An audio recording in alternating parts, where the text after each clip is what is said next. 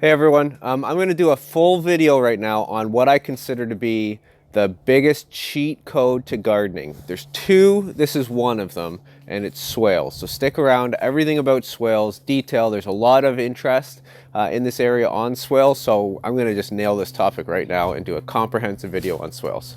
Stick around. Cheating in your garden.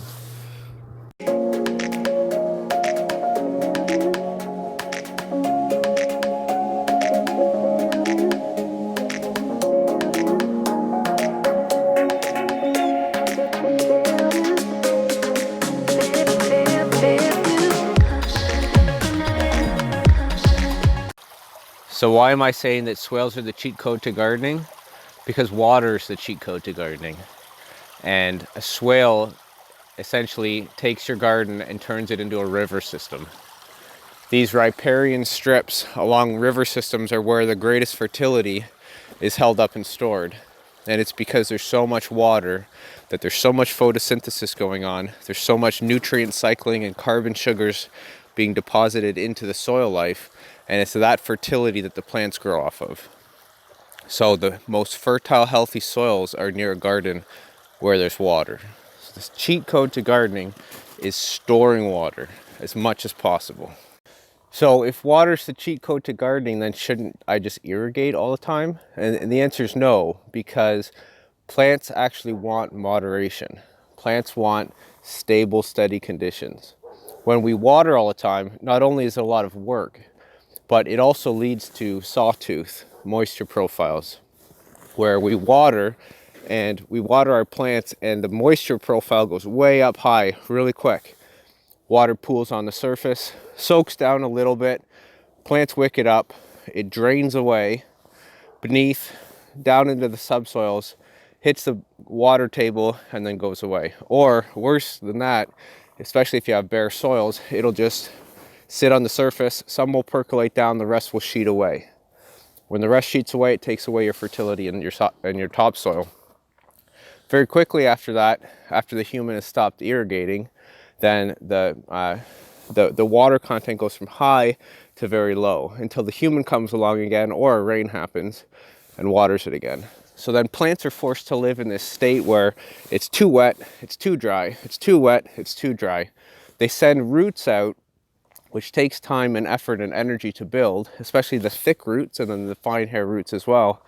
And they set up kind of their strategy on where they want their roots to exist. And when the soil profile is going like this, the moisture profile, they kind of don't know where to go. They don't know where to stick their roots. So what we really want to do, trying not to walk around too much because the snow crunches a lot, but what we really want to do is actually set up automatic, passive, zero work systems where water is captured, stored in a low energy way. It's sunken down into the ground. It's held for a very long time where the water will percolate and sink very, very deeply, recharge that aquifer, and then you have a soil sponge that is moderately wet and will stay moderately wet for a very long time, where surface level evaporation will not wick away all the moisture. The top runoff will not carry away all the moisture, and your soil stay damp for a very long time. So that's what we're going for, and that is why swales are a cheat code. So let's explain why. So again, swales are water holding, storing tools that we can use, earthworks tools. And the idea is that you have rain coming down on your land all the time. And even if land looks fairly flat, this is a great example here. Even though the land looks flat, it's absolutely not. The water is going to fall here, and even though it's flat, it's not level. So the rain will actually come across my land very slowly until it hits this swale here. And when it hits the berm of the swale, it's going to stop. It's going to spread out and kind of pool. And depending on how deep I dig that trench is going to determine what my water holding capacity is, as well as based on how high I put the overflow, wherever the lowest point on that swale is, that's going to determine the water height level. So What you want to do on a swale is you never want to have the water sitting up, roughly at the swale height, or, just slightly below, because it'll saturate the berm where your trees are planted. And when water saturated, it becomes liquefied and it can actually flow. So if you set your water level too high by building up a bank, all around it and storing it like a pond, you have potential to kind of wash out the berm, where the whole berm will slide down the hill. So you want to dig a trench out, depending on what your water catchment is. You want to dig the trench out, use that dirt, put it on the downhill side, and that'll block the flow. And then observe it, fill it with water, let it fill with water, or fill it manually yourself, and see where it wants to overflow. So here, this one here will kind of fill up, and the low point is down in this corner. Now I hooked this bed around a little bit so I can kind of moderate what the difference is. But at some point it's going to flow around this corner, and when it does, this will be full of water, and water will just slowly kind of trickle down here and go slowly down this hill, because this is much less steep gradient than, for example, this side of the hill.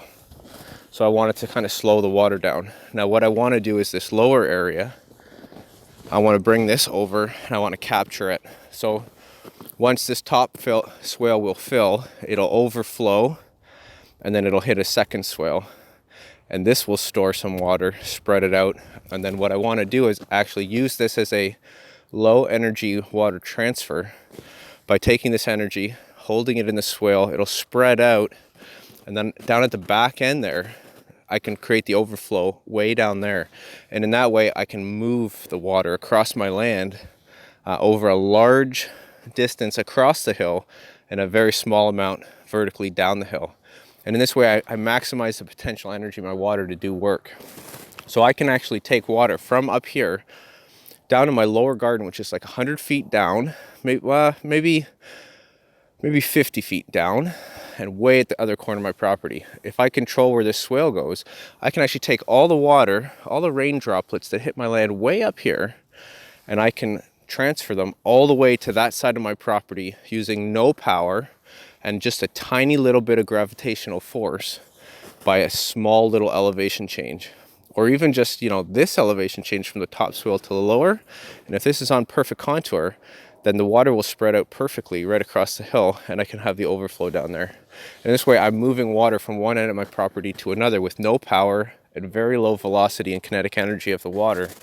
No erosion of my fertility. Really, really important. So let's talk a little bit more about how we're storing and holding water, why that matters. Okay, so now we're further down and we're on the bottom swale of this hill. This is kind of roughly where I did the bramble patch to keep the deer out. But there's a couple trees like this, some hazelnuts here, and a third one back there. There's a couple cherries in here, and then, just more support plants. These plants are now on a hill. So without the swales, the rain would hit this land and would just kind of flow and run across the water, and the plants gobble up whatever they can while they can, and then the rest floats away. Some will percolate and sink down, but for the most part the plants may only get an hour's worth of water, and then it may not rain for 40 days or 50 days. Instead, if I cut this swale out, put the berm down, and then plant the trees into this, the trees will be slightly higher, planted on the berm, and they can send the roots down to whatever level of moisture they want. When the swale collects water, it'll hold it for even upwards of a day until it slowly percolates and sinks down into the ground table. As this happens, the storage capacity of my soils is going to be based on a couple things, which I'll maybe won't hit now because the video will get too long. But organic matter is really, really important there, as well as the granularity and the surface area, basically the surface area of the soils, which is what the biochar really cheats at. We'll talk about that in another one because that'll be 20 minutes talking about that.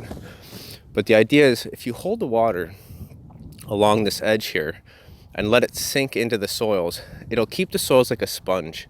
So instead of the plant seeing wet, dry constantly, that sponge will hold water for, upwards of a month, because The water's held far below where the wind is blowing across your soils. When the wind blows across, it brings in dry air, and then water wicks up and gets carried away from the air.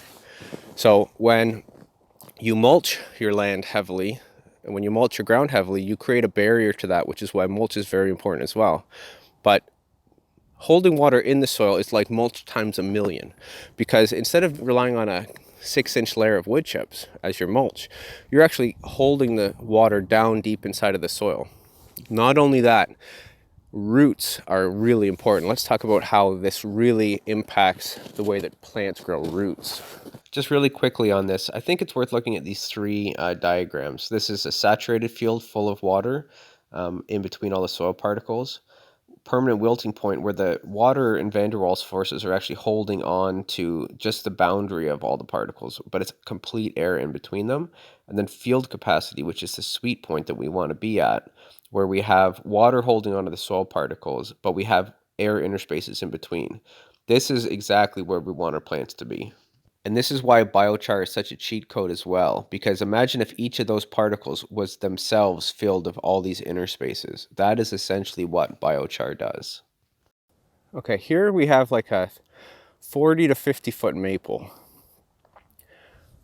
Plants will grow roots basically equal to the mass of the above ground portion of the plant. It'll grow that much, it'll balance and grow that much roots underground. The more roots a plant has, the more of its ability to uptake nutrient. And what's really important also is that the roots are spread out far, because the further the roots get spread out, the further the nutrients from all around it has access to, and the more soil life that it'll build in the soil. A tree that puts a ton of really fat, thick roots all around the base, because the land is dead all around it, is not going to grow as big as a tree that can spread its roots out really far, really deep, and have an impacted area of soil that it's drawing its nutrient from. It won't deplete the soil as fast, it'll spread it around. And also, because it's digging from deeper down, you can plant more support species around that it won't compete with. So you can get density plantings really cranked up if you have deep roots.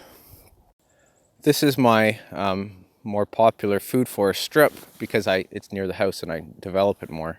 You can see where I'm walking, where the footprints are. This is roughly on contour, and then it goes downhill slightly over here. Something that I want to fix. I really want to bring that kind of contour right across here, and then have myself force walk around contour and then downhill. But when it rains, all the water from this whole catchment area, this whole area serves as a catchment area for this particular location, because all the water flows this way. Forgive the mess, we're still installing the pond. My lawn is going to be hilarious this year. So when that water comes down and flows across, it's going to hit these garden beds. These garden beds are placed where they are on like very deliberately. I didn't just take it this way because I just wanted to edge my property out. I took it this way because when the rain hits and comes over, it's going to stop on this garden bed. It's going to spread out, and there's a little channel that I've dug all along here to help it hold that water and sink it in. Now here as well, the overflow is going to kind of cut a little around here. So when that area fills up and gets really boggy, it's going to just slowly, I wind it around a corner to maximize the distance. It's going to slowly percolate all around here, and it's going to hold water. And then it's going to hit this second area. And when it's really wet, I know when it's really wet because this footpath starts getting wet. So when this footpath gets wet, it's because this one is essentially full. It's overflowing and relieving around this side here. And then it's going to sit in this. Now the way that the grading is it'll actually go uphill just before it goes downhill. So the overflow for this one is actually, it'll fill this backside. It'll fill all the way down to there, but then it'll actually overflow down into here and release down into here into a little pond that I dug. I then put another swale here. So you can see the elevation is going to where now it's going to fill down into this swale. Sometimes it's hard to show vertical distances on videos, but you can kind of see if I come down like this, what this swale looks like. So this swale here goes down another 2 feet below me. Forgive me for that. Sorry for that. Stabilizer just had an aneurysm.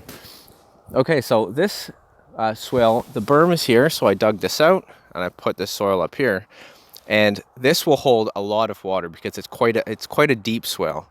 You control how much water your swales hold essentially by the depth and the length of the swale, the volume. So when this one overflows, I have an overflow pipe basically where I'm sitting now, and it'll take it down to the lower area. And that's as far as I've gotten so far. I'm looking to expand it. But when the water sits and holds in here, the longer that it sits and the more water that it sits, over the next week, it's just going to sit and soak down further and further. And the further you can get the moisture down into the soil, that's some of the moisture that's going to go the last. So, you know, there's going to be wicking that happens and balancing of the moisture gradient profile, but the plants will now essentially know that there's moisture really low down, and they will drive roots very, very, very deep. So these plants will have very massive root systems. Like I said, when you have large, massive root systems below ground, that allows the tree to balance below ground to above ground and grow very large masses above ground. So the longer and deeper your roots are, and the wider that they're spread in the soils, the taller and the bigger and fuller and the more fruit that your trees will plant.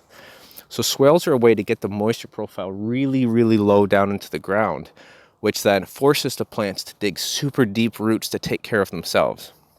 When plants have these deep root systems, they're very, very resilient to drought, and they're very, very resilient to imbalances on how much water is coming in at any given time, which means when you have a food forest that it hasn't rained in 2 or 3 months, because your water is held in the soil for longer, and because the plants have deeper, more extensive root systems, they're going to do a lot better in those drought conditions, and you're going to be watering less. See, and here in this diagram, you can really see what I'm talking about. The trees and plants on the berm can really find exactly how deep they want to put the roots, as well as the uphill ones on the upside of the berm. Now let's talk in terms of scale. Do you need to dig 150 foot long, 2 feet deep trenches? You absolutely do not. This is another swale I have here on the lower end, and this is the one that I started at. And it was like 5 feet wide, which, because it was only 5 feet long, it didn't have a lot of catchment area, which means when it rained, a lot of the water would flow, down this hill over here. Very little would actually get into the swale. So I've since expanded it all the way along. But what I wanted to talk about actually is this little section here. This is a linden tree guild. So I have lindens, blackberry, perennial kale. This is kind of a rabbit guild. Blueberries, service berries, and a bunch of different herbs. The idea for this is I want rabbits to come in and eat this stuff before they come and eat this stuff, which is like my hickory nuts, my hazelnuts, a bunch of pears, and just more valuable things. Now, in terms of swales, this lower garden here, I haven't continued and built another swale, and I may actually not, but I can do a micro swale here. So what I've done in this area is, and I can show this more in the spring, but contour is roughly here. So what I've done here, instead of digging a big swale and making a berm, because I'd already had this stuff planted out, what I did is just cut a trench, like just a slit about this far and about 6 feet deep. And in that slit, water coming down here will hit it and just kind of fill it up and store it in the subsoils. And from there, it will then go under. Now, the top of that trench, I then filled with wood chips. So that trench is probably full of wood chips now, but it's still going to hold a ton of moisture. It's going to hold it and store it. Not as much of a swale, but it's still going to help. And this area here used to kind of really struggle for water because it's on a downgrade hill, so it doesn't get very much rain. It rains, it gets really wet, and then it dries out. Cutting a little trench in the side of this, which is something, if you have a 10 foot by 20 foot little home garden, find where your contour is, cut a little trench, even like, a little shallow swale, Or you can go like a shallow but wide swale if you have the ability to do that. That makes a lot of volume, and it doesn't make it look like you have a big trench on your property. It could actually be almost invisible to the eye. You just have this, shallow but very, very wide trench that'll kind of pool in a rainstorm, soak down under, and feed your raised bed garden, for example. Let's actually talk about even if you are a gardener who has a bunch of pots and you do pot gardening in your backyard. Maybe you don't even have very much land. You have like a tiny little strip that you just grow everything in pots. There's nothing stopping you from, let's go kind of here, I'll use these rain barrels that I use now for comfrey tea. I'll use these as an example. So let's pretend that these are pots, and there's nothing stopping you from just putting your pots on contour and then banking them with some wood chips to kind of stop the water. Watch how it pools in the rain, and then just try to bank up a little around it to hold as much before the bank. That water will sit there, wick and soak into the wood chips. And then the pots, especially if you want to kind of bury them, but you don't even have to do that. Just surround them with wood chips, and the roots will kind of grow through the pots into the wood chips. Sorry, I'm walking up and down hills all the time. And what that'll do is it'll just create a moisture profile and start holding and storing that water in the soil. Pots are really famous for, you water them because of all the evaporation on the side, they dry out really quickly. So if you can create a very wet moisture gradient down below the pot, then the roots and just the natural wicking of the organic matter and the clays in the soils will wick that moisture up into the pot and create a moisture gradient where the plants can go down if they want water, but they can also still not be suffocated because they have roots in other places as well.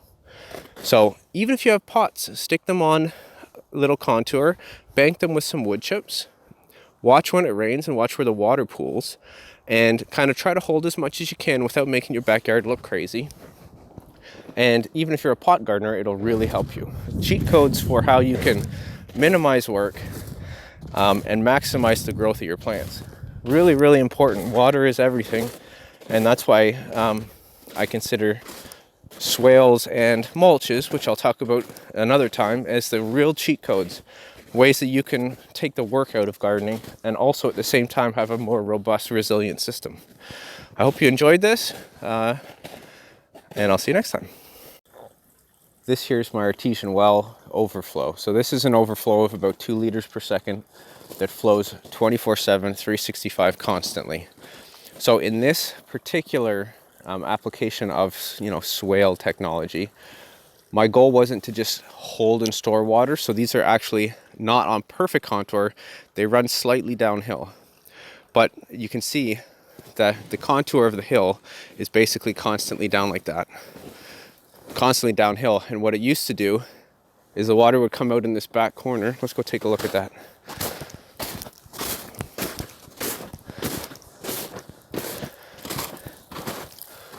The water would come out here and erode away. And as you can see, I've kind of channeled it with O-pipes, and then the O-pipes were split around here. And then now that it's lower energy, it'll just kind of spread out.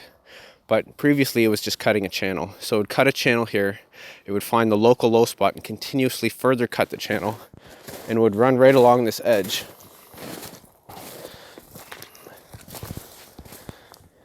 It would run right along this edge.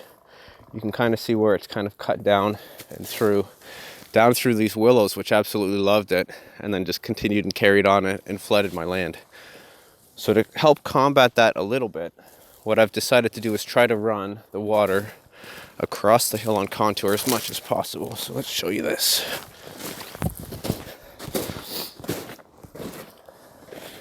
So now, instead of the water just coming and shooting off downhill as much as possible, I banked up an area and forced it to kind of run sideways across the land.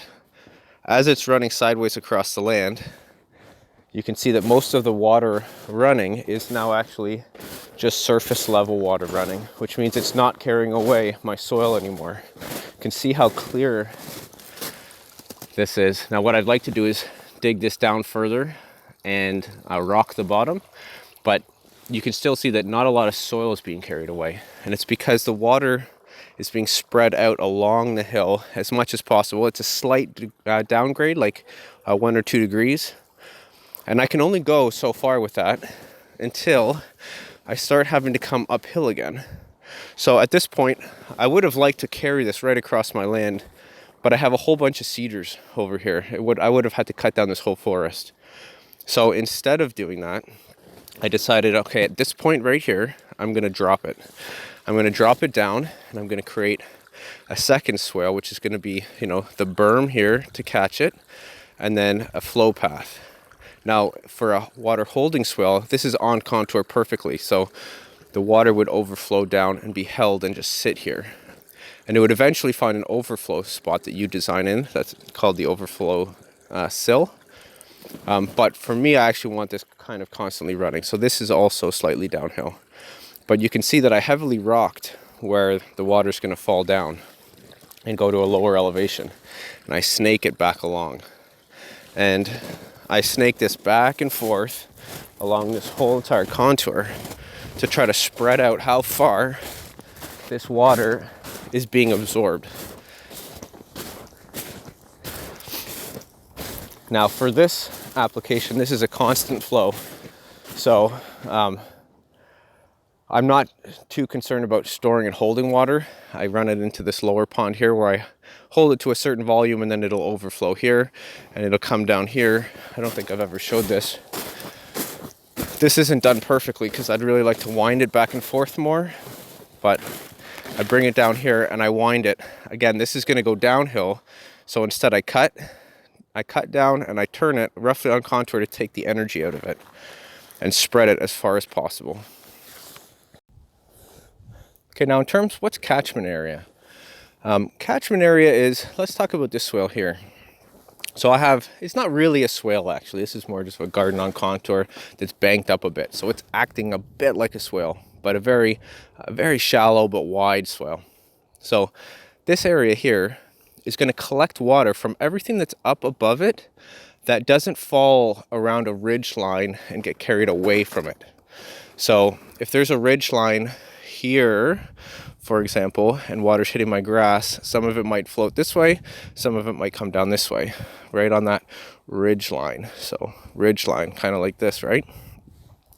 So if this area is flat and is going to all feed into this swale, then we can calculate the square footage, which is called the catchment area. And you multiply that square footage by your kind of rainfall that you want to design around. So if you typically will get a 2-inch rain or a 3-inch rain, then that's the volume of water that you're going to get all coming down here. That's the volume that your swale needs to hold. But you can say I want to design for a 6-inch rainfall, dig your swale out, and then you get 10 inches of rain. So what you really need to do after... Okay, video camera died. I'm back. Charged back up. Okay, so what I was talking about is designing the emergency overflow.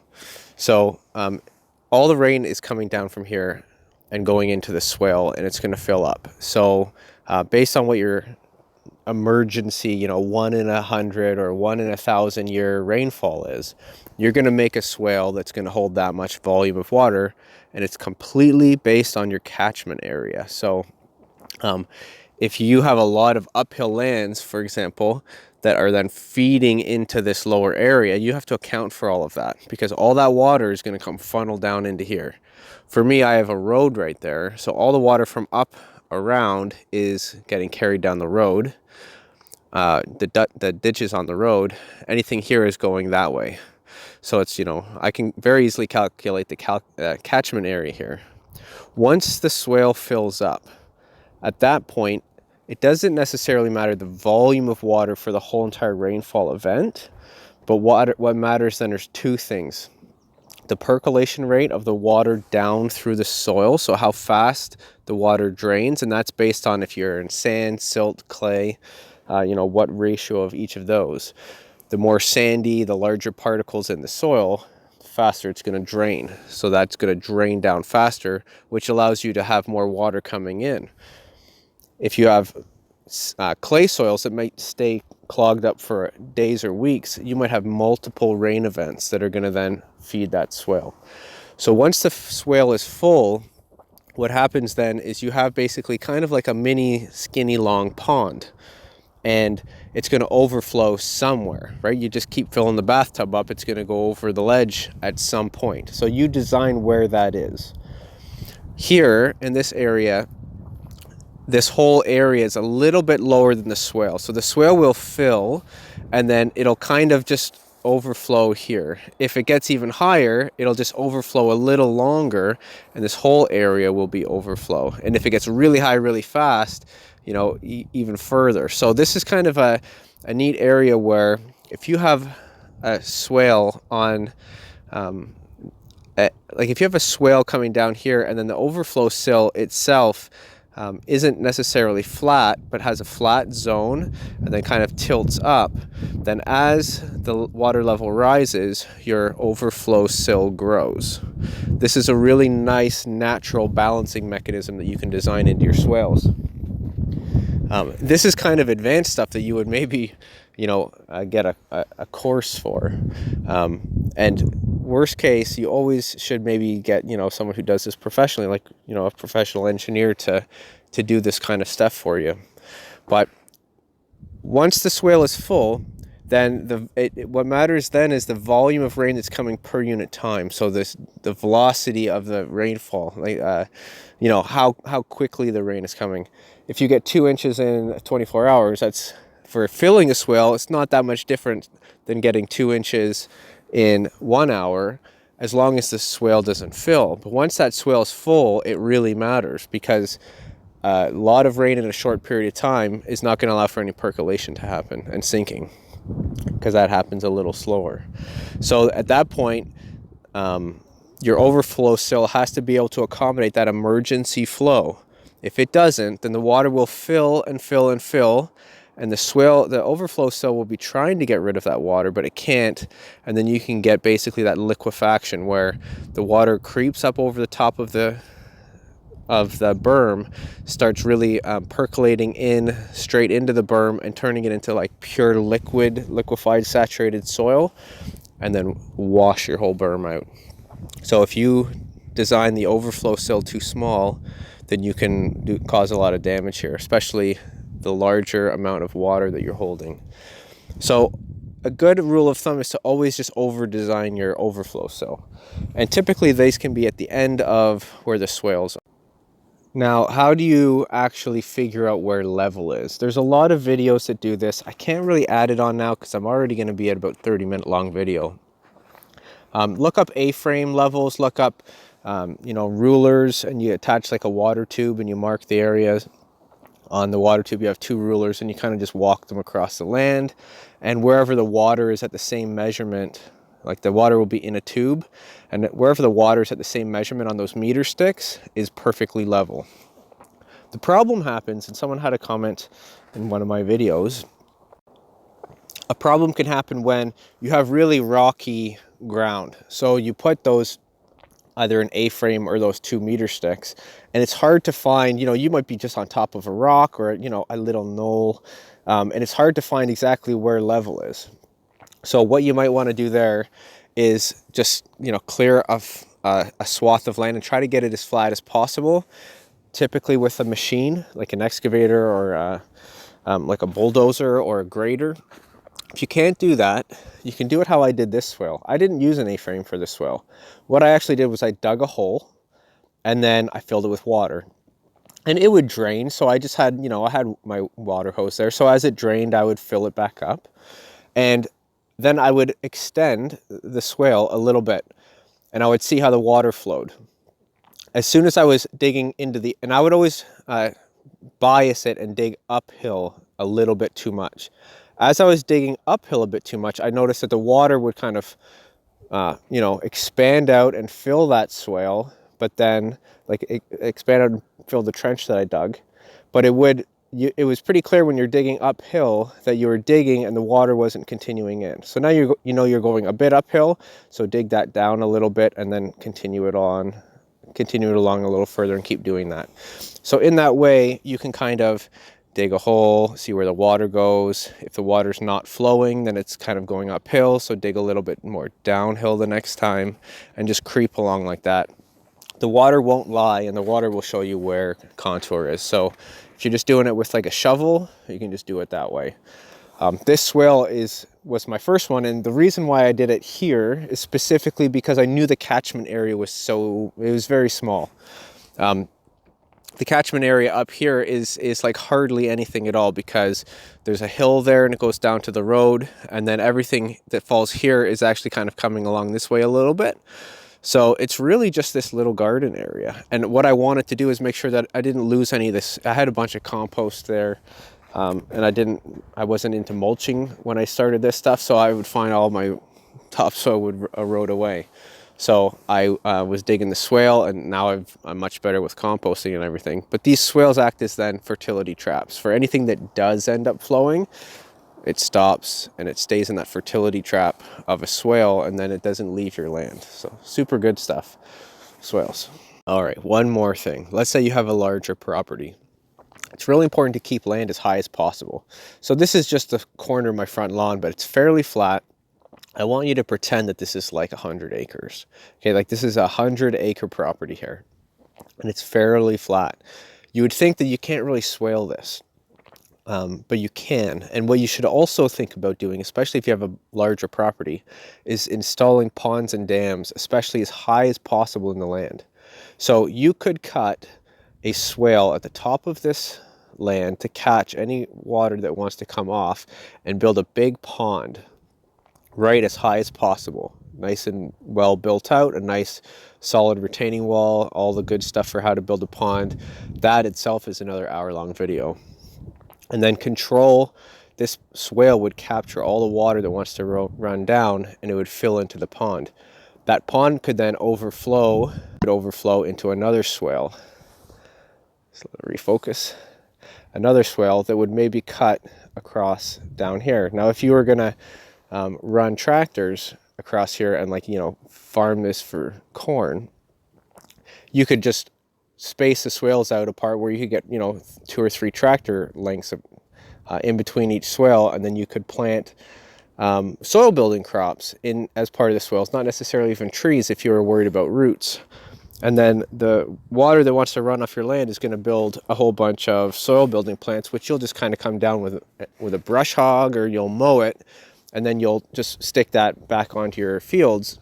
At least then you're stopping the topsoil erosion that's going to come down your farm field from running away from you and leaving forever.